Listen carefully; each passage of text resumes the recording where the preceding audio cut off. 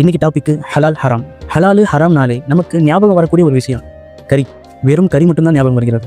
First ஹலாலா என்ன ஹராம்னா என்னன்னு தெரிஞ்சுக்கணும். ஹலால் நாக்க இறைவன் நீ இதையெல்லாம் செய் அப்படின்னு சொன்னது. ஹராம் நாக்க நீ இதையெல்லாம் செய்யாதே என்று தடுத்தது. பொதுவாக உணவில் மட்டும் ஹராம் ஹலால் பார்க்கப்படுவது கிடையாது.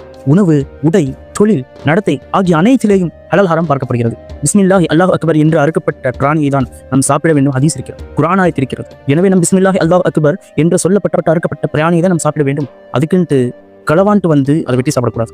இறைவன் அல்லாஹு தஆலா திருமறையம் குர்ஆனில் கூறி காட்டுகிறான், நல்லவற்றை உங்களுக்கு ஹலாலாக ஆக்கியிருக்கிறேன், தீயவற்றை ஹராமாக ஆக்கியிருக்கிறேன் என்று அல்லாஹு தஆலா திருமறையம் குர்ஆனில் கூறி காட்டுகிறான். ஹராம் என்றால் வெறும் உணவு மட்டும் கிடையாது.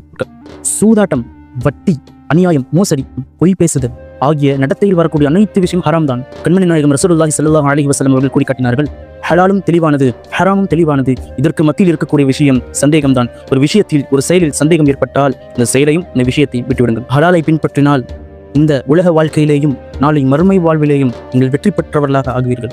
எந்த ஒரு நபர் ஹராமை பின்பற்றுகிறாரோ, அதை தேடுகிறாரோ, தன் செய்யக்கூடிய ஹராமான விஷயத்தை ஹலாலாக்க தேடுகிறாரோ, அவர் இந்த உலகத்திலேயும் நாளை மறுமையிலேயும் அழிவில் மூழ்கக்கூடிய நபராக இருப்பார். எனவே நம் வாழ்வில் ஹலாலை தேர்ந்தெடுப்போம், ஹராமை முழுமையாக விட்டுவிடுவோம். எனவே இறைவன் அல்லாஹு தஆலா ஹராமை விட்டு நம்மை பாதுகாப்பானாக. ஹலாலான வழியில், ஹலாலான உணவில், ஹலாலான நடத்தையில் வாழக்கூடிய நல்ல தௌஃபீக்கினை அல்லாஹு தஆலா உங்களுக்கும் எனக்கும் தருவானாக. அஸ்ஸலாமு அலைக்கும் வரஹ்மத்துல்லாஹி வபரகாத்துஹு.